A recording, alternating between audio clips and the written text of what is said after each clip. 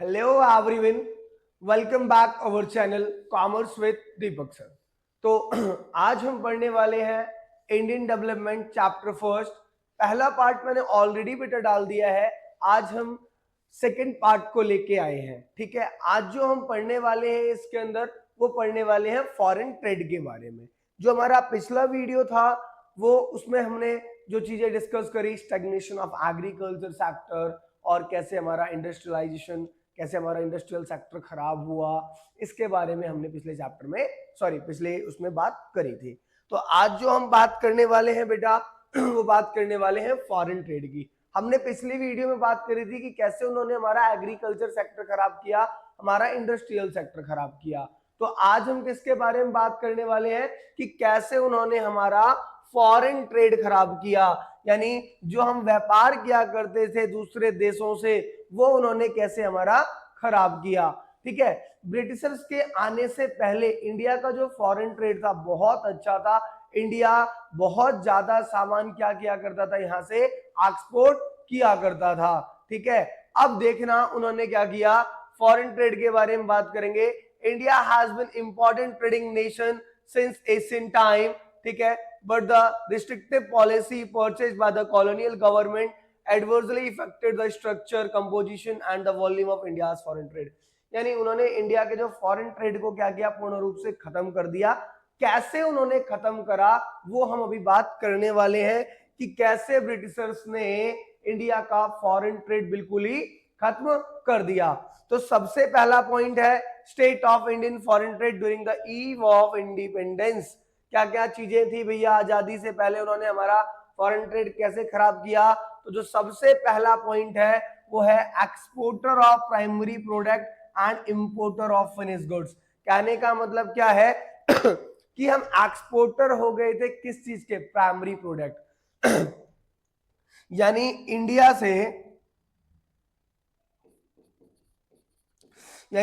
से बाहर अगर कोई भी सामान एक्सपोर्ट होता था ना तो सिर्फ क्या एक्सपोर्ट होता था बेटा, रॉ मटेरियल। क्या एक्सपोर्ट होता था, रॉ मटेरियल। यानी इंडिया जो एक्सपोर्ट करता था वो फिनिश गुड्स को नहीं करता था, किसको करता था, सिर्फ और सिर्फ प्राइमरी प्रोडक्ट। प्राइमरी प्रोडक्ट का मतलब क्या हुआ, रॉ मटेरियल को। ठीक है, यानी एक्सपोर्टर ऑफ प्राइमरी प्रोडक्ट सिर्फ और सिर्फ वो प्राइमरी प्रोडक्ट यानी कि रॉ मटेरियल को एक्सपोर्ट करता था, जूट, कॉटन, सिल्क वगैरह को। इसके बारे में ब्रीफ में बात भी करने वाले हैं। And importer of finish goods, ये तो हो गया पहला। दूसरा, monopoly control by India foreign trade, यानी इंडिया का 50% प्लस जो रॉ मटेरियल था, जो कच्चे पदार्थ थे, वो कौन लेके जाता था, ब्रिटिश लेके जाता था। इसके बारे में भी बात करेंगे। Drain of export surplus during the British rule, यानी ब्रिटिश रूल के समय पे इंडिया का पैसा नाली में जैसे बहा देते हैं पैसे को, उस तरीके से बहा दिया जाता था। तो इन तीनों टॉपिक्स के बारे में बात करेंगे। ये तीनों टॉपिक किसके लिए हैं, फॉरेन ट्रेड, यानी इंडिया का फॉरेन ट्रेड कैसे खराब हुआ। चलिए, तो सबसे पहले जो हमारे पास पॉइंट है वो है exporter of primary product and importer of finish goods. India become an exporter of primary product such है, जैसे कि हम क्या क्या चीजें एक्सपोर्ट करते थे, रॉ सिल्क, कॉटन, वूल, सुगर, इंडिगो, जूट वगैरह, यानी सिर्फ और सिर्फ रॉ मटेरियल। मैंने पिछले वीडियो में मैंने बात करी थी ना कैश क्रॉप्स की, कि वो हमसे ज्यादा कैश क्रॉप इसलिए उगवाते थे कि ज्यादा वो यहां से कहां ट्रांसफर कर सके, ब्रिटिश ले जा सके रॉ मटेरियल, और वहां जाके वो फिनिश गुड्स को बनाए और फिर वही फिनिश गुड्स वो इंडिया में आके बेचें। बात समझ में आई। तो यहाँ पे क्या बन गए थे हम, exporter of primary product, importer of finish goods, यानी हम सिर्फ और सिर्फ रॉ मटेरियल एक्सपोर्ट करते थे दूसरे देशों में। ठीक है, एंड इंपोर्टर, जो हम इंपोर्ट करते थे वो क्या इंपोर्ट करते थे बेटा, फिनिश गुड्स। क्या इंपोर्ट करते थे, finish goods, capital goods like light machinery, products in the British industries, यानी बाकी सारी जो चीजें हम इंपोर्ट करते थे वो सिर्फ फिनिश गुड्स, और जो एक्सपोर्ट करते थे वो रॉ मटेरियल। बात समझ में आ गई। इसके बाद है monopoly control by India's foreign trade, यानी मोनोपोली का मतलब क्या होता है कि उन्होंने एक लौता, उनका क्या था, एक कब्जा था किस पे, इंडिया पे। मोनोपोली कंट्रोल कर रखी थी उन्होंने, यानी अकेला उनका पूरा कंट्रोल था। बात समझ में आई। जहां पे किसी एक व्यक्ति का कंट्रोल होता है या किसी एक चीज का कंट्रोल होता है तो वहां पे कहता है मोनोपोली। ठीक है। तो मोनोपोली कंट्रोल कर रखा था उन्होंने, यानी जो पूरी मार्केट इंडिया की थी वो उसके कंट्रोल में थी। बिकॉज ऑफ 50% प्लस, इंडिया का कितना 50% प्लस जो रॉ मटेरियल लेके जाता था वो कौन लेके जाता था? ब्रिटिश। कौन लेके जाता था बेटा? ब्रिटिश। ठीक है। British government maintained by the monopoly control over India's export and import. More than India's foreign trade was restricted to the Britain, while the rest was allowed to a few other countries like China, ठीक है, China और श्रीलंका और Iran. पहले श्रीलंका को साइलोन कहते थे और Iran को पर्सिया कहते थे, ठीक है। तो बाकी का जो रेस्ट ऑफ जो बचा हुआ है, यानी 50% तो कंफर्म है कि 50% प्लस कौन लेके जाएगा? ब्रिटिशर्स लेके जाएंगे। और बाकी का अगर कुछ बचा हुआ रॉ मटेरियल है तो कौन लेके जाएंगे? श्रीलंका और ईरान, ठीक है, और चाइना, ठीक है। अच्छा, उसी समय पे उन्होंने एक स्विच कैनल बनवाया, the opening of Suez canal 1869। Suez canal से क्या हुआ? एक डायरेक्ट रूट मिल गया उनको। ये जो आपकी अभी स्क्रीन पे दिख रहा है ना, ये इसको स्विच, ये देखो उन्होंने जो स्विच कैनल बनवाया ना, ये जो दूरी है बेटा, ये बन गया बेटा स्विच कैनल, ठीक है।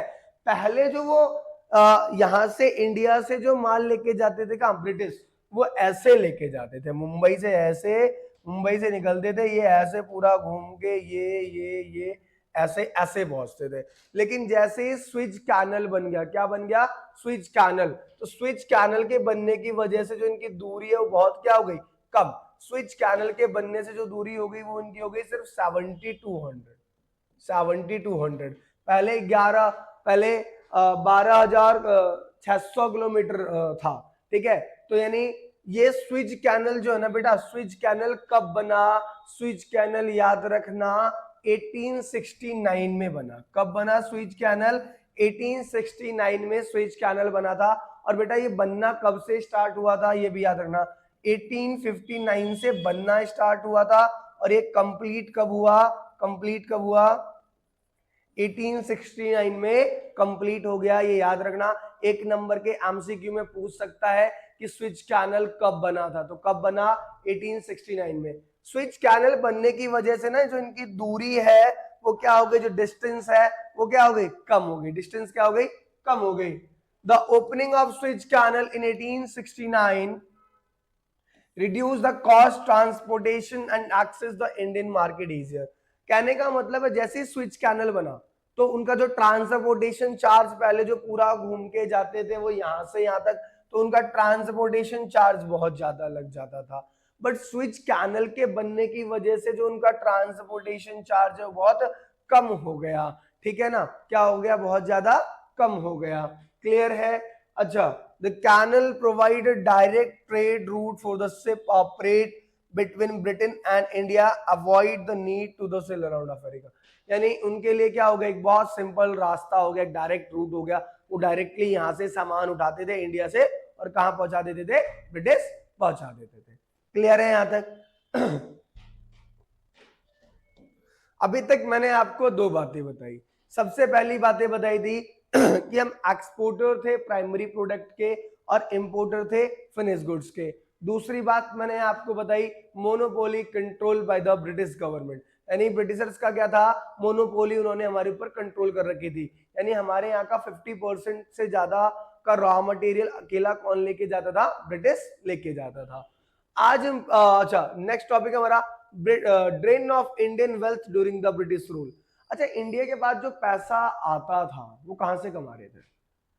वो सिर्फ और सिर्फ एक्सपोर्ट करके। क्या? Raw material. क्योंकि हमारी हैंडीक्राफ्ट इंडस्ट्रीज थी वो तो उन्होंने खत्म कर दी थी, है ना। कैसे खत्म करी ये भी मैंने बात करी थी पिछले वीडियो में। तो उन्होंने हैंडीक्राफ्ट हमारी इंडस्ट्री खत्म कर दी। फिनिश गुड्स हम बाहर बेचते नहीं थे क्योंकि हाई टैक्स की वजह से, ठीक है, क्योंकि ब्रिटिशर्स ने हाई टैक्स लगा रखा था उस पर।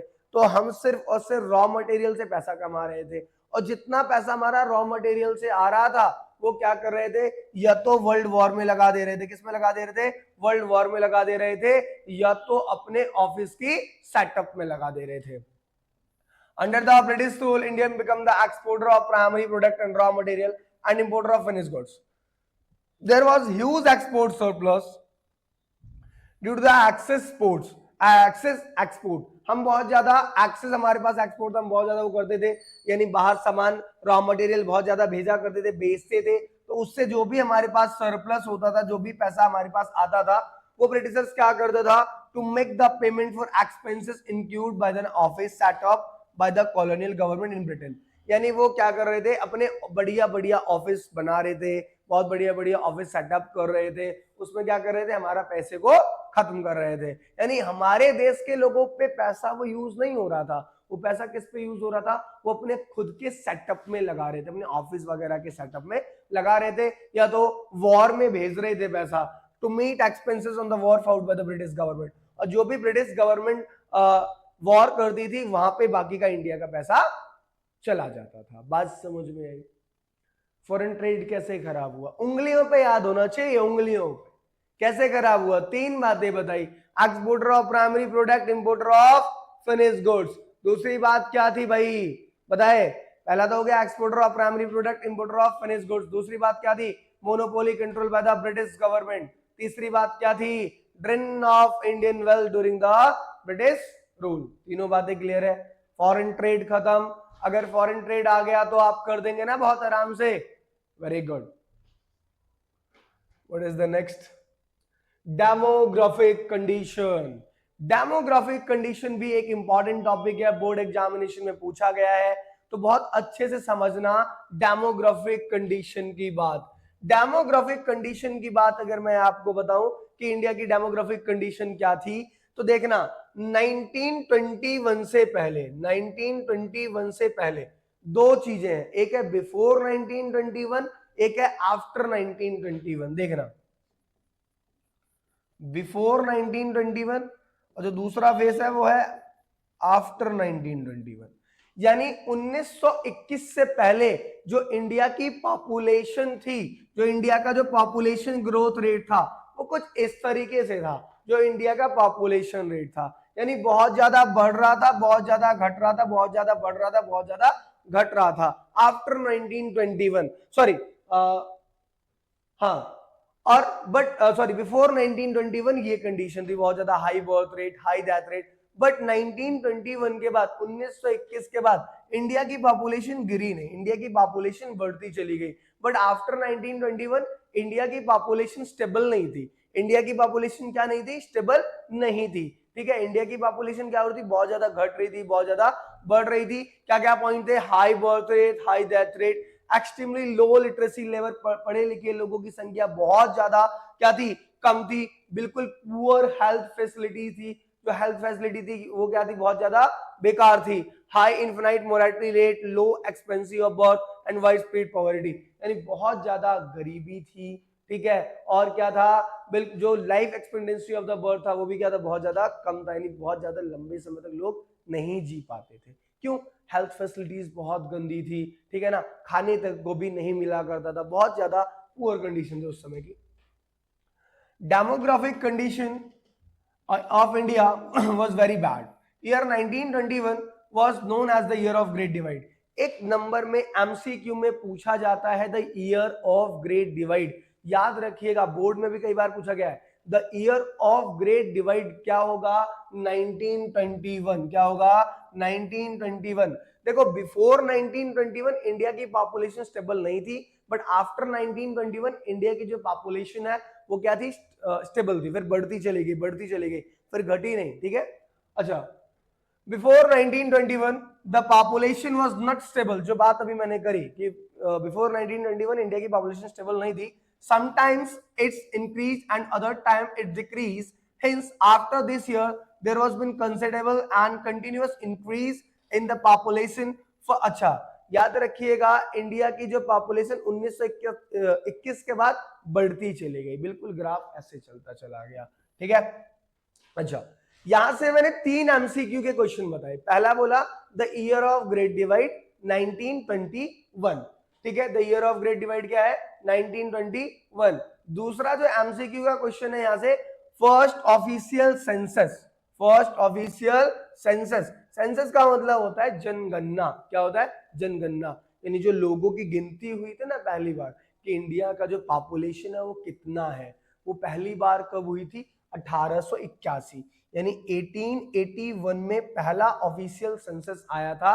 यानी जो पहली जनगणना हुई थी वो कब हुई थी बेटा? 1881 में हुई थी, ये ध्यान रखना। ठीक है, एक तो मैंने बोला the year of great divide 1921 याद रखना, और दूसरा क्या बोला, जो द फर्स्ट ऑफिशियल सेंसस 1881। ठीक है, ये दोनों ही बातें बहुत अच्छी तरीके से आपको याद रखनी है। ठीक है, और तीसरी बात कि जो ऑफिशियल जो सेंसस आता है, जो जनगणना होती है, वो हर 10 साल बाद होती है। क्लियर है? तो अब फटाफट से बढ़ते हैं आगे। High birth rate and death rate, यानी बहुत ज्यादा लोग जन्म ले रहे थे और बहुत ज्यादा लोग क्या कर रहे थे? मर रहे थे। यानी birth rate refers the number of children born per 1000 in a year, यानी एक साल में कितने बच्चे जन्म ले रहे हैं, and death rate refers the number of people dying in a per 1000, और 1000 में से कितने लोग हर बार मर रहे थे। Both birth and death rate was very high. ठीक है, यानी हर 1000 में से 48 की क्या हो रही थी? मौत हो रही थी, सॉरी जन्म ले रहे थे, और 40 क्या हो रहे थे? मर जा रहे थे। बात समझ में आई? यानी बहुत ज्यादा हाई बर्थ रेट था, बहुत ज्यादा लोग जन्म ले रहे थे और बहुत ज्यादा मर भी रहे थे। बात समझ में आ गई? ठीक है, अगला है लो लिटरेसी रेट, यानी पढ़े लिखे लोगों की जो संख्या थी वो बहुत ज्यादा क्या थी? कम थी। क्या थी बेटा? बहुत ज्यादा कम थी। ठीक है, यानी literacy rate was less than 16%, out of which female literacy जो रेट था वो सिर्फ और सिर्फ 7% था। यानी जो महिलाएं पढ़ी लिखी थी उस समय पे वो कितनी थी? ओनली 7%। ठीक है, जो अभी करंट का लिटरेसी रेट है वो 74% है। आप खुद समझ सकते हो बेटा 7 और 74 में कितना डिफरेंस है ना? बहुत ही ज्यादा डिफरेंस है। ठीक है, करीब 67% का डिफरेंस है। यानी जो पहले 1921 की बात कर रहे थे तो वहां पे जो लिटरेसी रेट यानी जो पढ़े लिखे लोग थे टोटल वो 16 थे, जिसमें से सिर्फ 7% महिलाएं पढ़ी लिखी थी। अब का जो रेट है वो 74.4% है, which male literacy rate is 82 and the female 64। यानी अब 82% मेल जो पढ़े लिखे हैं and 64 female. Overall literacy rate high सबसे ज्यादा त्रिपुरा में है और सबसे ज्यादा लोएस्ट बिहार में है। ठीक है, बात समझ में आ गई?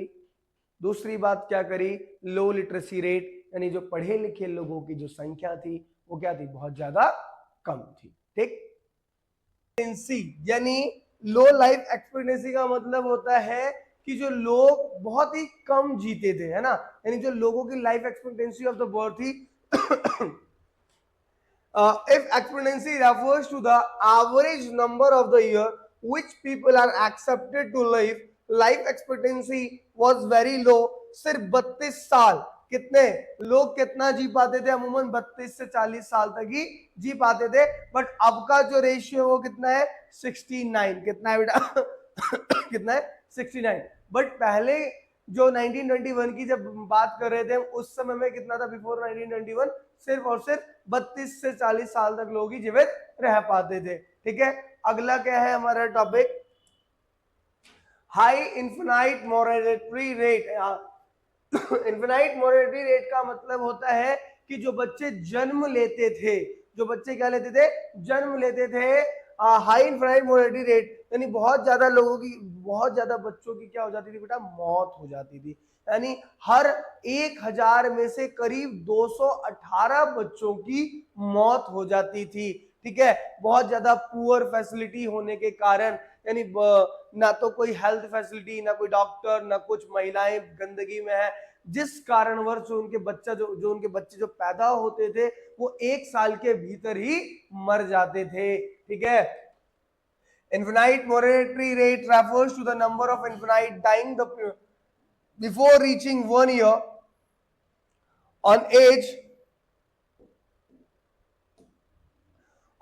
per 1000 like the birth in a year. The infinite mortality rate was quite alarming, about 218 per 1000। यानी हर 1000 में से 218 बच्चों की क्या हो जाती थी बेटा? मौत हो जाती थी। In contrast to the infinite mortality rate of 13 per 1000 in 2017 में 33 बच्चों की, 2018 में 32 बच्चों की, और 2022 में अप्रॉक्सीमेटली 27 बच्चों की मौत होती रही। बट बिफोर 1921 कितने बच्चे? 218। यानी 1000 में से 218 बच्चे क्या हो जाते थे बेटा, मर जाते थे। ठीक है, बात समझ में आई यहाँ तक की। इसके बाद अब हम जो बात करने वाले हैं वो बात करने वाले हैं ऑक्यूपेशनल स्ट्रक्चर के बारे में। ऑक्यूपेशनल स्ट्रक्चर का मतलब क्या होता है? ऑक्यूपेशनल स्ट्रक्चर का मतलब होता है यानी जो हमारे प्राइमरी, सेकेंडरी और टेरिटरी सेक्टर होते हैं। प्राइमरी सेक्टर का मतलब क्या होता है? प्राइमरी सेक्टर का मतलब जो कि रॉ मटेरियल क्या करता है, प्रोड्यूस करता है। सेकेंडरी का मतलब क्या होता है? जो उसको फिनिश गुड्स में बनाता है। और टेरिटरी का मतलब क्या होता है? जो सर्विस सेक्टर होता है। ये कहानी आप क्लास 10th से पढ़ते आ रहे होंगे, है ना, primary sector, secondary sector, tertiary sector. तो उसी के बारे में बात करेंगे। Occupational structure refers to distribution of working. वही कि डिस्ट्रीब्यूशन ऑफ क्या है, वर्किंग है। जो भी हमारे प्राइमरी सेक्टर, सेकेंडरी और टेरिटरी सेक्टर है उसमें जो लोग अलग अलग सेक्टरों में जो काम करते हैं उसी को हम बोलते हैं ऑक्यूपेशनल स्ट्रक्चर। अब ये है जरा कुछ कि 72.7% लोग कहां पे इंगेज थे, कहां पे काम कर रहे थे? प्राइमरी सेक्टर में। यानी ज्यादा से ज्यादा लोग कहां पे काम कर रहे थे बेटा? प्राइमरी सेक्टर में। कितने? 72% लोग प्राइमरी में काम कर रहे थे। इसका मतलब सेकेंडरी और टेरिटरी में तो वर्क बहुत ज्यादा, वर्कलोड क्या है, बहुत ज्यादा कम है। और इसका मतलब अगर सेकेंडरी और टेरिटरी अच्छा नहीं चल रहा तो इसका मतलब जो हमारा देश है वो भी अच्छा नहीं चल रहा। ठीक है, यानी सेकेंडरी सेक्टर में ओनली 10%, टेरिटरी में ओनली 17%। यानी depending on the agriculture nearly 70% of the work in population engaged in agriculture sector, 25 in a manufacturing and service sector। बाकी के बचे 25% किसमें है? सेकेंडरी और टेरिटरी में है। और 75% लोग अकेले क्या कर रहे हैं? खेती कर रहे हैं। यानी टोटली डिपेंडेंट किस पे है? एग्रीकल्चर पे डिपेंडेंट है। अनबैलेंस ग्रोथ कहते हैं इसको। क्या बोलते हैं? अनबैलेंस ग्रोथ है ये। सिर्फ एग्रीकल्चर सेक्टर चल रहा है, सिर्फ प्राइमरी सेक्टर चल रहा है ना, बाकी सेकेंडरी और टेरिटरी नहीं। तो इसी को क्या बोलते हैं? Unbalance growth. Growth is said to be balance when all sector of the economy are equally developed। जब तीनों सेक्टर हमारा इक्वली क्या है? डेवलप्ड है ना, तो हम उसको इक्वली बोलेंगे, तो हम बोलेंगे इक्वल बैलेंस है। ठीक है, बट ये क्या है अभी? अनबैलेंस। हम इसको बैलेंस ग्रोथ नहीं कह सकते। ठीक है, अच्छा, रीजनल वेरिएशंस यानी कुछ स्टेट में, few state of Tamil Nadu, Andhra Pradesh, Kerala, Karnataka, Maharashtra, West Bengal witness a decline in a dependency of workforce on the agriculture। वो शिफ्ट कहां पे हो गए? मैन्युफैक्चरिंग सेक्टर में हो गए। ठीक है, हाउएवर स्टेट सच एज जैसे उड़ीसा हो गया, राजस्थान, पंजाब हो गया, ये अब भी किस पे वर्क कर रहा है? एग्रीकल्चर पे वर्क कर रहा है। ठीक है, तो बात समझ में आ गई है यहां तक, ऑक्यूपेशनल स्ट्रक्चर तक। ठीक है, इसके बाद बहुत ही इंपॉर्टेंट पॉइंट है भाई, इंफ्रास्ट्रक्चर। क्या है? इंफ्रास्ट्रक्चर। इंफ्रास्ट्रक्चर का मतलब क्या होता है कि हमारे रोड, रेलवे, ट्रांसपोर्टेशन वगैरह कैसा है। यानी इंडिया का जो इंडिया का इंफ्रास्ट्रक्चर कैसा है, इंडिया का रोड कैसा है, रेलवे कैसा है, ट्रांसपोर्टेशन कैसा है, कम्युनिकेशंस कैसा है ना। यानी इंडिया अच्छा, अंदर से हम कितने अच्छे, हमारा इंफ्रास्ट्रक्चर कैसा है उसके बारे में बात करना है। Infrastructure refers to basic system and service that country needs। Infrastructure का मतलब क्या होता है? एक बेसिक सिस्टम और सर्विस जो कि हमारे देश को क्या है, नीड है, फंक्शन प्रॉपरली, लाइक जैसे road, airport, railway, energy, utilities, communications, education, health care and social. ये सारी चीजें, ये हमारी क्या इंफ्रास्ट्रक्चर, ये सारी चीजें कैसी है? At not denying the fact that there was some infrastructure development in the area of transport and communications। कुछ डेवलपमेंट करे थे, कुछ ब्रिटिशर्स के पॉजिटिव इम्पैक्ट भी रहे, ब्रिटिशर्स के कुछ पॉजिटिव इम्पैक्ट। मैं बहुत आराम से बात करूंगा, मैं पॉजिटिव इम्पैक्ट भी कहूंगा और ये भी कहूंगा कि अनजाने में कुछ पॉजिटिव इम्पैक्ट ब्रिटिशर्स के द्वारा किए गए हैं, जिनको कि हम उनके पॉजिटिव इम्पैक्ट में काउंट करते हैं। ठीक है, जैसे कि रेलवे एक मोस्ट इंपॉर्टेंट पॉइंट यहाँ पे क्या आ गया? रेलवे जो इंट्रोड्यूस हुआ था वो कब हुआ था बेटा? 1850। कब हुआ था? 1850। बहुत इंपॉर्टेंट बात है, रेलवे चला कब था? 1850 में। सॉरी, जो रेलवे इंट्रोड्यूस हुआ था वो कब हुआ था? 1850 में। बट जो रेलवे चला था वो कब चला था? 1853। कब चला था? 1853। 16 अप्रैल 1853 को चला था ये, मुंबई से लेके थाने तक। जरा पढ़ते हैं। The most important contribution of the Britishers rule was introduction of railway. Actually railway हम कहते तो हैं बहुत अच्छा पॉजिटिव कंट्रीब्यूशन रहा कि रेलवे 1850 में आ गया। बहुत सारे लोग कहते हैं कि अगर ब्रिटिशर्स 1850 में रेलवे नहीं लाते, 1853 में अगर रेलवे पहली बार नहीं चलता, तो पता नहीं रेलवे कब आता, पता नहीं रेलवे कब आता। लेकिन जरा मैं एक बात पूछता हूं कि अगर रेलवे 1850 में आया, उस समय इंडिया की कंडीशन क्या थी? उस समय इंडिया की कंडीशन बहुत ही खराब थी, और रेलवे उन्होंने इसलिए इंट्रोड्यूस करवाया ताकि वो ज्यादा से ज्यादा रॉ मटेरियल इकट्ठा करे और ब्रिटिश ले जा सके। यानी गांव से छोटे जितने भी जहां से छोटे छोटे जो ट्रांसपोर्टेशन में बहुत ज्यादा समय जाता था, तो वो समय ना जाया हो, वो ज्यादा से ज्यादा रॉ मटेरियल इकट्ठा करे और ब्रिटिश ले जा सके। दैट्स व्हाई उन्होंने रेलवे का इंट्रोड्यूस करवाया था। अब कहते हैं ना कि कुछ हम अपने फायदे के लिए चले थे, बाकियों में अब दूसरों का भी कुछ थोड़ा थोड़ा फायदा हो रहा है। वही वाली कहानी हुई थी यहाँ पे।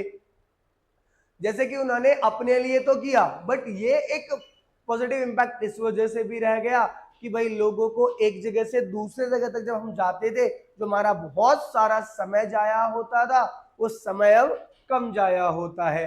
ठीक है, तो बात करते हैं जरा। Railway of course was an major development of Britishers, but for the benefit of the Britain. Railway introduced in 1850 and it's the first train from Mumbai to Thane। ठीक है, 33.8 किलोमीटर चला था ये 57 मिनट में, 16 अप्रैल 1853 को। After commercialization of agriculture, they need to collect raw material from the rural village and send it to Britain.